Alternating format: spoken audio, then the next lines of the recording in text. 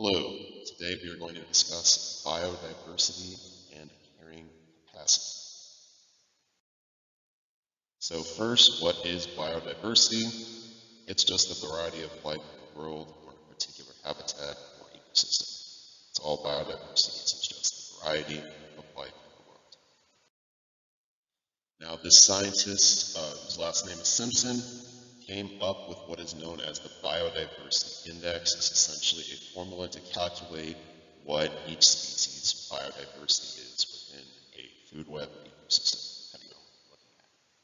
So looks like a very complicated formula, but essentially what you're doing is you're taking the number of the species that you're looking for to calculate the biodiversity number, count up however many total organisms that is, and then you calculate the total number of organisms of every population of organisms in the whole food web or ecosystem. So you're taking essentially the number of what you're looking for divided by the total number of everything within the food web, and then you get a number, and that is the biodiversity index that it's called. In the picture in the bottom left, I just put some numbers in there. So let's say you are looking to calculate the population of lions or something in a food web, and you counted 25 lions, and the number of organisms involved in this food web is totaling 100,000, for example.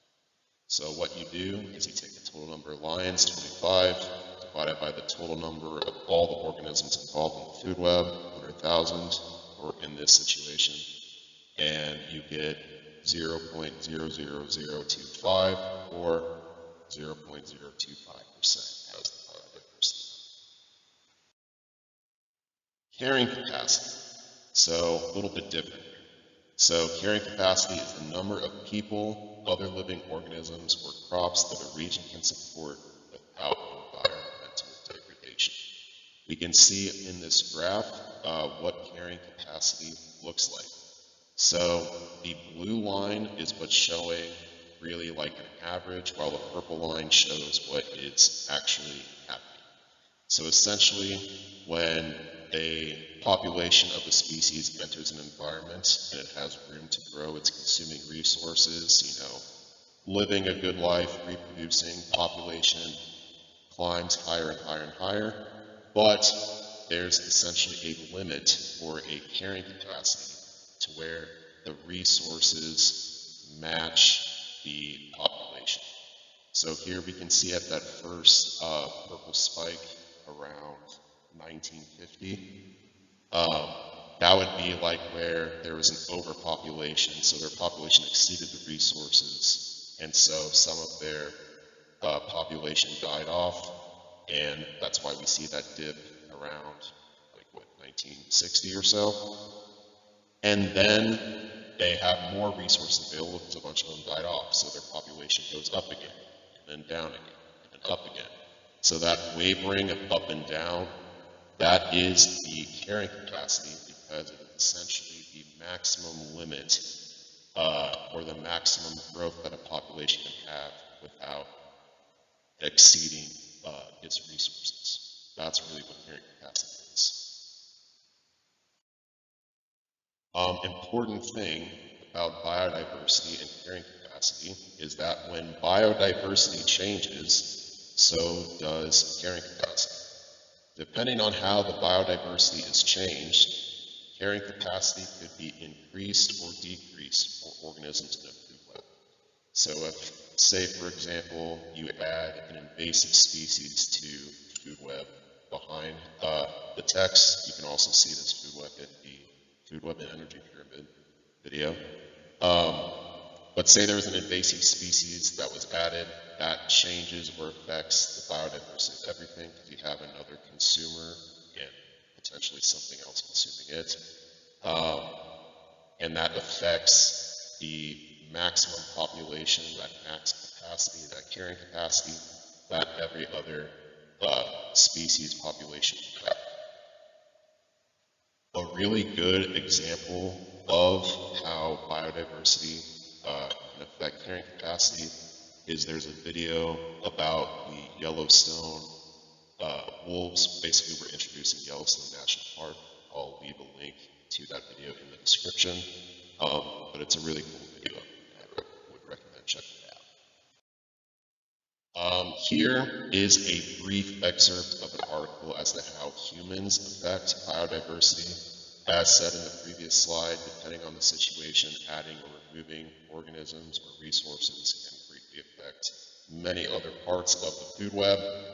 Humans, with what we are doing to the environment, primarily are negatively affecting the biodiversity of many other organisms. And when the biodiversity of other organisms are detrimentally affected, that affects human livelihood.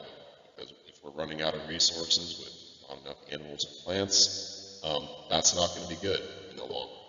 So I would take the time just read briefly what this article says. And then the last thing is bioremediation. That's the last thing we're going to talk about today.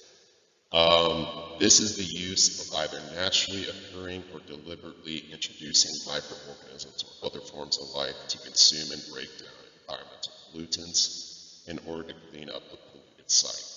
So these days, there's now tons of new innovative technology to help combat climate change and our degrading, planet, and that's all great, this innovative technology.